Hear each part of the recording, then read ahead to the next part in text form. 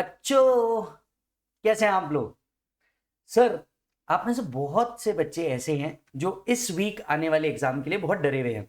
CA foundation और CA intermediate का exam आ चुका है और लगभग एक वीक के अंदर में आप अपने एग्जाम को अप्रोच करने जा रहे हैं। आप में से बहुत सारे लोगों को ये लग रहा होगा ना कि यार मेरे को तो कुछ ही याद नहीं आ रहा, पढ़ा है मैं सब कुछ भूल जा रहा हूँ, यार पता नहीं एग्जाम के अंदर में क्या हो जाऊंगा, ब्लैंक तो नहीं हो जाऊंगा। आप में से कुछ लोगों को ऐसा लग रहा होगा कि यार साला पढ़ तो रहा हूं लेकिन फोकस नहीं हो पा रहा। कुछ लोग ऐसे हैं जिनका पढ़ाई नहीं हो पा रही, पता नहीं टेंशन है, और टेंशन का हल भी उन्हें पता है कि पढ़ाई करके ही होगा, पर पता नहीं क्यों हो नहीं पा रहा है ना।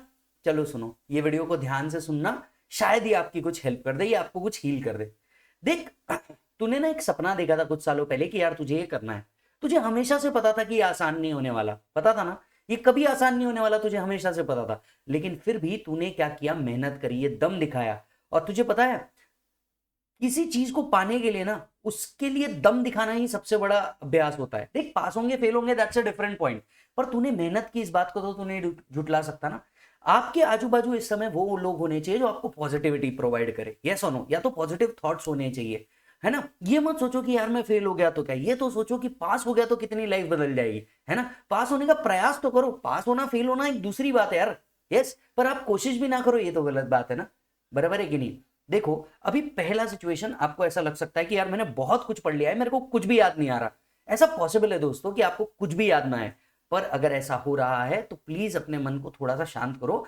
आपको याद सब कुछ है, बस आप पैनिक कर रहे हो। समझ में आ रही है बात। और होता है, ये एग्जाम का स्ट्रेस है, होता है, क्योंकि जब आप एक ऑल इंडिया लेवल एग्जामिनेशन दे रहे हो तो ये बिल्कुल पॉसिबल है कि तुम्हारे को डर लगे, तुम्हारे को एंग्जाइटी हो, तुमको बार बार ये लगे कि यार मेरे को तो कुछ याद नहीं आ रहा, बहुत ज्यादा टेंशन है कि मैं लॉ पढ़ रहा हूं तो मेरा दूसरा सब्जेक्ट नहीं हो पा रहा, मैं ये पढ़ रहा हूं तो मेरा वो नहीं हो पा रहा। ऐसा कुछ नहीं होता है। तुमने जो पढ़ा है वो तुम्हारे सबकॉन्शियस माइंड में भी रहता है। सोचो, बचपन की यादें अगर तुम्हारे को अब तक है तो तुम ऐसा कैसे सोच सकते हो कि 6 महीने 1 साल पहले पढ़ी हुई चीज तुमको याद ना है।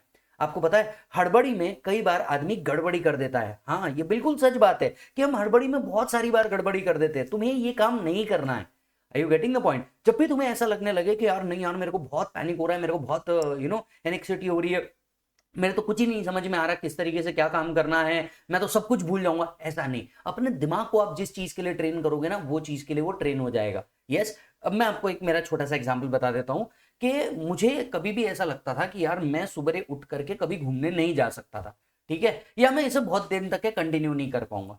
मुझे ऐसा लगा कि यार ये एक ऐसी चीज है जो मेरे को रोक रही है, राइट। और हमेशा जो चीज रोकती है उसको चैलेंज करने में मेरे को बड़ा मजा आता है। मैंने सोचा कि नहीं यार, भले ये रोक रही है पर मैं ट्राई करूंगा, ठीक है।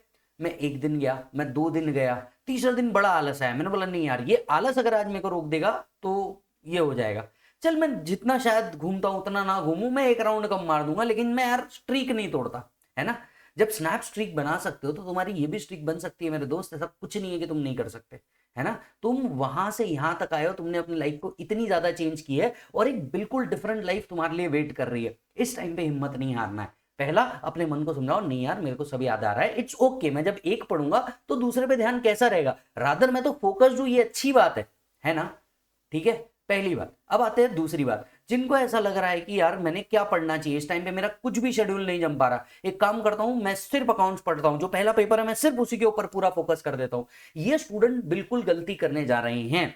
ऐसा मत करो, क्योंकि क्या होता है कि तुम जब एक ही सब्जेक्ट दिन भर लेकर के बैठ जाओगे तो तुम्हारा माइंड दूसरे तरफ जाएगा। एट द सेम टाइम दूसरे सब्जेक्ट का भी प्रेशर आएगा। At this particular point of time आप लोगों ने क्या करना चाहिए, आप लोगों ने डेफिनेटली 4 से 5 घंटा उस पेपर को देना चाहिए जो फर्स्ट पेपर है, और उसमें से भी सबसे बड़े टॉपिक पहले कर लो, 1 से 2 बार कर लो, और सॉल्व करना, ऑडिट मत करना, सॉल्व कर लेना। इतना भी सॉल्व कर लोगे तो तुम्हारा काम हो जाएगा। समझ में आ रही है बात। अब जो बचा हुआ टाइम है आपका, इसको आपको 2-2 घंटे करके अलग अलग सब्जेक्ट्स को देने चाहिए। मतलब एक दिन में एक सब्जेक्ट मत पढ़ो, एक दिन में एटलीस्ट 3 से 4 सब्जेक्ट पढ़ो और टाइम एलोकेट करके पढ़ो, ठीक है। पॉइंट नंबर तीसरा, इस टाइम पे आपको दुनिया भर के इशू आएंगे। जैसे हो सकता है आपका पुराना प्यार आप वापस आ जाए, वो आपको मैसेज कर दे, और आपका ब्रेकअप हुआ हो, या आप बहुत सारी चीजों के अंदर में हो, या आप न्यू रिलेशनशिप के अंदर में हो, so on and so fourth. देख मेरे भाई, एक बात बताऊं तेरे को, ये पिछले 6 महीना और साल भर है ना, इस प्रोफेशनल कोर्स को तूने दिया है। At this point of time, हम मराठी में कहते हैं ऐसा, माती मत खा। इसका मतलब है वेस्ट मत कर, ठीक है। जिस प्यार को रुकना होगा वो रुक जाएगा, और जो चला गया उसके बारे में सोच करके वैसे भी मतलब नहीं, क्योंकि वो तेरे को छोड़ करके चला गया है, वापस नहीं आने वाला। समझ आ रही है बात। तो छोड़ दे, इट्स ओके, है ना। ये सब चीजों को करने के लिए ना बहुत टाइम रहेगा। एग्जाम होने के बाद 2 महीने तो पूरा खाली है, समझ आ रही है बात। एग्जाम होने के बाद 2 महीने तो पूरा खाली है, कुछ करने की जरूरत नहीं है तेरे को 2 महीने। वो 2 महीने पूरा दिन रात उसी के ऊपर बोल जाना। आज ना तेरा टाइम है 100% फोकस करने का। आप में से बहुत सारे लोग ये बोलते हैं कि सर फाइनेंशियल इशू आ गया है, मेरे घर पे फाइनेंशियल इशू ये है वो है। तू इस टाइम पे तेरे लिए बेस्ट क्या है पता है? तू सिर्फ एक ही अच्छी चीज कर सकता है कि तू एग्जाम को पास होकर के उस फाइनेंशियल स्ट्रेस को कम करने की ओर एक तरफ कदम उठा ले। देख आज तूने अगर कुछ भी मेहनत कर ली ना, वो फाइनेंशियल स्ट्रेस तू कम नहीं कर सकता। जितना तेरे घर पे फाइनेंशियल बर्डन है ना, वो तेरी डिग्री के थ्रू ही क्लियर हो सकता है, तेरे पार्ट टाइम वर्क करने से या तेरे पार्ट टाइम काम करने से या कुछ एक्टिविटी करने से ये खत्म नहीं हो जाने वाला। तो प्लीज इसको यहीं पे स्टॉप कर दे, इसको यहीं पे रोक दे, ऐसा कुछ नहीं होने वाला। बात समझ में आ रही है, राइट? आप में से कुछ लोग ऐसे हैं जो ये कहते हैं कि नहीं यार सर मैंने सब एक बार पढ़ लिया है ना, अब सब पढ़ लिया, अब क्या पढ़ूं ये समझ नहीं आ रहा। मेरे पास आए कुछ मैसेज, सर सब पढ़ लिया है, सब हो गया है। फिर किस बात का टेंशन है ना? फिर तो टेंशन होना ही नहीं चाहिए। देखिए आप एक बात समझिए, आपने पढ़ा है या सॉल्व किया है, दो अलग अलग चीजें हैं। एग्जाम में अगर आपको मार्क्स चाहिए या आपको रैंक अचीव करना है तो आपको एक ही चीज करनी होगी और वो है सॉल्व। एक बार सॉल्व हो गया 2 बार कर लो, 2 बार हो गया 3 बार कर लो, एक बुक से हो गया 2 बुक से कर लो, मॉड्यूल के क्वेश्चन एक बार सॉल्व कर लो, आपके लेक्चर आपने जो भी टीचर से लिया उसको एक बार सॉल्व कर लो, आपने जो कुछ कर रखा है साहब उसको एक और बार कर लो, सॉल्व कर लो, है ना। और उल्टा चालू करो कि भैया सबसे आखिरी पेपर है, सबसे आखिरी पेपर से उल्टा सॉल्व करना चालू करो। सबसे पहले बड़े टॉपिक को वापस सॉल्व करो क्योंकि वही एट द एंड तुमको तकलीफ देने वाले हैं। Are you getting the point? तो उसको पहले सॉल्व करो। समझ में आ रही है बात? अच्छा जी सर क्या हमने थ्योरी क्वेश्चन के लिए प्रिपेयर करना चाहिए? ऑब्वियसली तुमने थ्योरी क्वेश्चन के लिए प्रिपेयर करना चाहिए, राइट। सर अभी मैं सिर्फ 4 घंटे सो रहा हूं। कुछ बच्चों का आया था कि सर अभी मैं सिर्फ 4 घंटे सो रहा हूं, बचाओ मैं सिर्फ पढ़ रहा हूं। मत करो ऐसा। एग्जाम से पहले अगर तुम्हारी हेल्थ खराब हो गई ना तो ये पूरा गेम खत्म हो जाएगा। एटलीस्ट 6 घंटे की प्रॉपर स्लीप आपको चाहिए, है ना। 6 घंटे की प्रॉपर स्लीप चाहिए। अच्छा कुछ लोगों का तो ये इशू है कि सर मेरी नींद ही खत्म नहीं हो रही। बेटा सोते रहोगे तो सोते ही रह जाओगे, है ना। इसके लिए एक बहुत अच्छी कहावत है, इसको बहुत ध्यान से सुनना। उठ जाग मुसाफिर भोर भई, अब चैन कहां जो सोवत है। जो सोवत है वो खोवत है, जो जागत है सो पावत है। क्या होता है इसका मीनिंग? उठ जाग मुसाफिर भोर भई, अब सोने से काम नहीं चलेगा, उठ जा, जाग जा। भोर मतलब सुबह हो गई है। उठ जाग मुसाफिर भोर भई, अब चैन कहां जो सोवत है। तुझे बहुत चैन मिल गया क्या तेरे लाइफ में? क्या तेरे लाइफ के सारे गोल अचीव हो चुके हैं? सो उठ जाग मुसाफिर भोर भई, अब चैन कहां जो सोवत है। जो सोवत है वो खोवत है। जो सो जाता है ना सर वो खो देता है, बहुत सारी चीजों को खो देता है। एक अच्छे नेचर को खो देता है, एक सनराइज को खो देता है, एक अच्छी अपॉर्चुनिटी को खो देता है। यस, जो सोवत है वो खोवत है और जो जागत है सो पावत है। जो जगता है, जो मेहनत करता है, उसको एटलीस्ट कुछ तो मिलता है। सोने वाले के मुकाबले में एटलीस्ट वो कुछ तो मेहनत करता है। आपके साथ भी यही सिचुएशन होने वाली है दोस्त। आपको क्या करना है? थोड़ा सा जागना है। पर इसका मतलब ये नहीं कि आपको सोना नहीं है। 6 से 7 घंटे की अच्छे से नींद लो। बचा हुआ जो पूरा का पूरा टाइम है ये अपना पूरा दे दो, पूरा समर्पण दे दो। किसी चीज के पीछे पागल हो जाना है ना, बिल्कुल वैसा ही अपना पूरा दे दो इस टाइम को, क्योंकि ये टाइम तुम्हारी जिंदगी में जीते जी कभी वापस नहीं आने वाला। और आप में से बहुत से लोगों ने आज तक के कभी फेल का रिजल्ट नहीं देखा है। मैंने देखा है, मैं आपको बता सकता हूं सर, है ना। मैंने देखा है, मैं आपको बता सकता हूं। मैं कभी रैंक में नहीं आया, मैं कभी रैंक में नहीं आया, बचपन से लेकर के अब तक कभी नहीं आया, है ना। भगवान की दया रही कि हमारे स्टूडेंट जरूर रैंक में आ गए, ये भगवान की दया रही। पर आपको एक बात बताऊं मैं, रैंक में आना या नहीं आना के लिए मत पढ़ो, पास होना या नहीं होने के लिए मत पढ़ो। पढ़ो एक मकसद के साथ कि यार नहीं, मैं एटलीस्ट ये लाइफ तो नहीं चाहता मेरे लिए या मेरे परिवार वालों के लिए। जब आपके पास कोई पर्पस रहेगा ना तो उस पर्पस के लिए भागने में बड़ा मजा आता है। अगर आपके पास पर्पस ही नहीं रहने वाला ना दोस्त, तो आप कभी कुछ नहीं करने वाले। तो पर्पस ये मत रखो मेरे को रैंक में आना है नहीं आना है, पर्पस ये मत रखो मेरे को पास होना है नहीं होना है। पर्पस ये रखो कि यार मेरे को एटलीस्ट ये लाइफ तो नहीं चाहिए और ये लाइफ को बदलने के लिए मेरे को ये प्रयास करना है और मैं बेहतरीन करूंगा, मैं अपना 100% दे दूंगा, मैं कोशिश तो करूं। समझ में आ रही बात? फैसला आए नहीं आए अलग बात है, समझ में आ रही बात? मैं भयानक कोशिश करूंगा। अब मैं आपको बताता हूं पेपर के दिन आपसे क्या क्या गलतियां हो सकती है। पेपर के एक दिन पहले ये गलतियों को आपको अवॉइड करना है। पहला, पेपर में जाने से पहले अपना एक दिन पहले बैग पूरा अच्छे से जमाओ। कई बच्चे हॉल टिकट भूल जाते हैं, ब्लैक पेन, कैलकुलेटर, पानी की बोतल। अब जो पानी की बोतल है, अब यहाँ पे देखो, यहाँ पे आपकी थोड़ी सी समझदारी भी काम आनी चाहिए। पानी की जो बोतल है ना, इसके अंदर में आप थोड़ा सा ग्लूकोल इलेक्ट्रॉल मिक्स कर दो। कई बच्चे ऐसे हो सकते हैं जो जिनको थोड़ा सा ज्यादा पैनिक हो जाता है, एग्जाम स्ट्रेस बहुत ज्यादा हो जाता है। उन बच्चों को क्या करना चाहिए, पानी के अंदर में थोड़ा सा ग्लूकोज इलेक्ट्रॉल मिला ले, राइट। ये जनरल पर्पस चीज है, फिर भी आप अपने डॉक्टर से पूछ लें एलर्जी वगैरह नहीं है तो। और ये ग्लूकोज इलेक्ट्रॉल आपको क्या हेल्प करेंगे, जब आप 1-1.5 घंटे तक के एक पोजीशन पे बैठ करके लिखते रहोगे ना, तो आपको थोड़ा सा दर्द वगैरह चालू हो जाना होगा, एनर्जी डाउन हो जाएगी। उस टाइम ग्लूकोज इलेक्ट्रॉल लेकर के अपनी एनर्जी को इन्फ्लेट कर दिया जा सकता है। तो ये एक चीज जरूर करो, ठीक है। आपके एरिया के अंदर में ठंड किस तरीके से है, उस हिसाब से आपके स्वेटर मफलर रेडी होने चाहिए as of this particular point of time, right. आप थोड़ा सा जब आप एग्जाम लिखने जाएं तो आप थोड़ा सा क्रीम वगैरह कुछ लेकर के जाएं, ताकि आपके हाथ रूखे सूखे ना पड़े, बराबर है। मैं कहूंगा एग्जाम से रिलेटेड थोड़ी सी प्रैक्टिस करो। अगर आप सो करके पढ़ रहे होंगे, लेट करके पढ़ रहे होंगे, ये गलती मैंने भी करी थी। मैं सो करके पढ़ रहा था, लेट के पढ़ रहा था। अब जब एग्जाम का टाइम आया, मेरे को 3 घंटे एक ही पोजीशन पे बैठ करके लिखना था, हाथ दर्द करने लग गए, पैर दर्द करने लगा, कंधा दर्द करने लग गया। तो मैं आपसे कहूंगा कि इसको थोड़ी सी प्रैक्टिस करो। जिस टाइम पे आपका एग्जाम है उस टाइम पे आप उतने देर तक के लिए 3-3 घंटे की कंटिन्यूस सिटिंग बैठ करके आपको पढ़ना है। तो ये है आपके एग्जाम की प्रिपरेशन वाली चीज, ठीक है।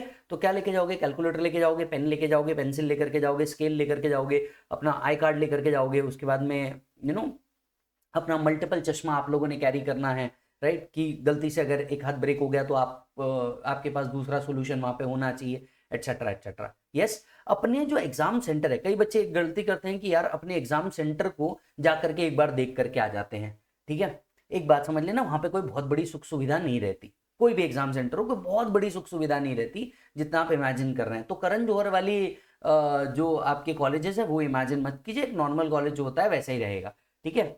एग्जाम से या आप जब भी बोर हो रहे हो, एक टाइम पे जाकर के देख के आ जाएं कहाँ है, किधर है, कितनी दूर है। ऐसा नहीं होना चाहिए कि जिस दिन पेपर है उस दिन ही जाकर के समझ रहे हो अच्छा ये वाला सेंटर नहीं, वो वाला सेंटर है, ये नहीं है, वो है। ऐसा मत करना, एक बार ये देख के आ जाना। और वो भी तब जब आपका पढ़ाई करने का मूड नहीं है, ब्रेक का टाइम है, जब जाकर के एक बार आप लोगों ने देख करके आ जाना है। यस, इस टाइम पे, इस भले बातें टाइम पे आपको हर तरह के फंक्शन अवॉइड करने चाहिए, चाहे वो कोई भी फंक्शन क्यों ना हो। हर फंक्शंस को अवॉइड कर दो। हर दोस्तों की दोस्त मिल रहे हैं, ये कर रहे हैं, वो कर रहे हैं, सब अवॉइड कर दो। ये कंप्लीट फोकस का टाइम है और वो भी तुम्हारे, ठीक है। देखो, जब तुम इंडिया की सबसे बड़ी एग्जामिनेशन को दे रहे हो ना, ये डर लगना बहुत ऑब्वियस है कि यार मैं भूल जाऊंगा, मैं डर जाऊंगा, मैं ये हो जाऊंगा, मैं वो हो जाऊंगा। पर मेरे भाई, तूने मेहनत की है। This is the right time कि तू अपनी मेहनत को सेलिब्रेट कर। तेरी अपनी मेहनत के ऊपर तू थोड़ा सा विश्वास कर। देख, हमेशा बचपन से लेके अभी तक के ना सबने तेरे ऊपर शक किया है। This is the right time जब तू अपने ऊपर कॉन्फिडेंस दिखाए, और ये कॉन्फिडेंस जब एग्जाम में निखर के बाहर आएगा ना, तब पूरी दुनिया देखेगी तेरा टैलेंट कि नहीं, तू वो व्यक्ति था जिसने ये किया था। समझ में आ रही बात। वो हर दुख जो तेरे फैमिली को मिला है, वो हर दुख जो तेरे को मिला है, वो हर चीज जिसकी तू कामना करता है, ये सब चीज एक ही चीज से रिलेटेड है, तेरी इस एग्जामिनेशन से रिलेटेड। और इस एग्जामिनेशन को इस टाइम पे अगर छोड़ दिया ना तूने, राइट, हार मान गया, तो तू अपने आप से आंख मिला पाएगा क्या कभी, ये देखना, है ना। इसके पहले हो सकता है आप में से बहुत सारे लोगों को अटेम्प्ट लगाओ, क्या फर्क पड़ जाता है इससे।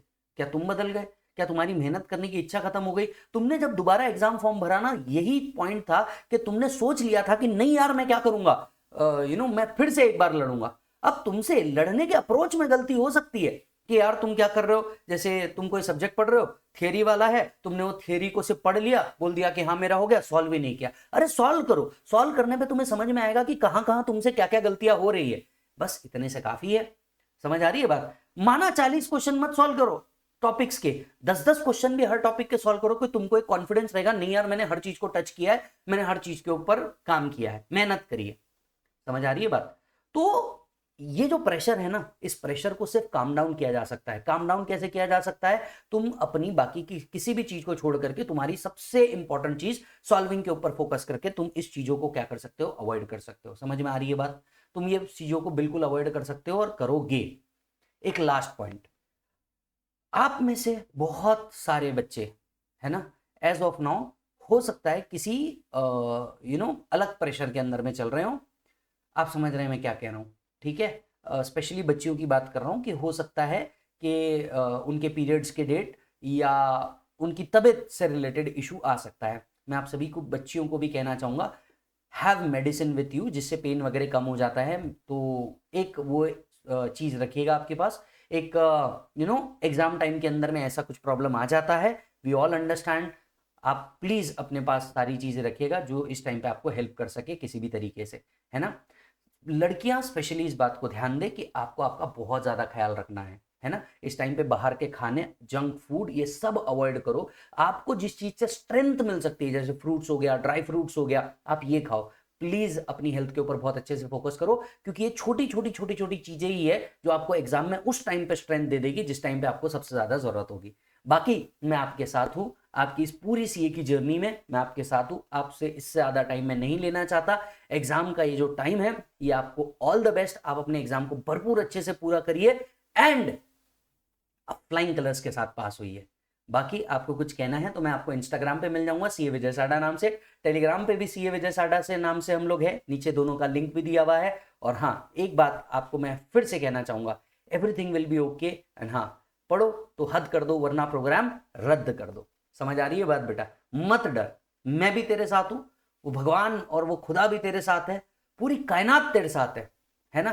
कई बार भगवान ऐसा बोलते हैं कि यार मैं इसको देना तो चाहता हूं पर ये इच्छा तो करे लेने की, है ना। देखिए, दो बहुत बहुत प्यारा स्टेटमेंट है, वापस से सुनिए। भगवान कहते हैं मैं इसको सब देना चाह रहा हूं, ये हर वो चीज मैं इसको देना चाह रहा हूं जिस चीज का ये हकदार है, पर ये पहले इच्छा तो करे कि मेरे को ये चाहिए, ये थोड़ी सी मेहनत तो करे कि मेरे को चाहिए। बस इस लाइन को पकड़ करके ना साहब आप आगे बढ़ जाओ, बाकी भगवान देख लेगा उसको क्या करना है। बाकी आप जिस जिस भी भगवान खुदा जिस पे भी आप भरोसा करते हो वो सब हैंडल कर लेगा। तुम मेहनत का रास्ता तो पकड़ो, तुम एक सोच तो रखो कि मेरे को ये करना है, बाकी सब हो जाएगा मेरे दोस्त, टेंशन मत ले। ठीक है, all the best for exam और अपना पूरा ध्यान रखना। Bye bye.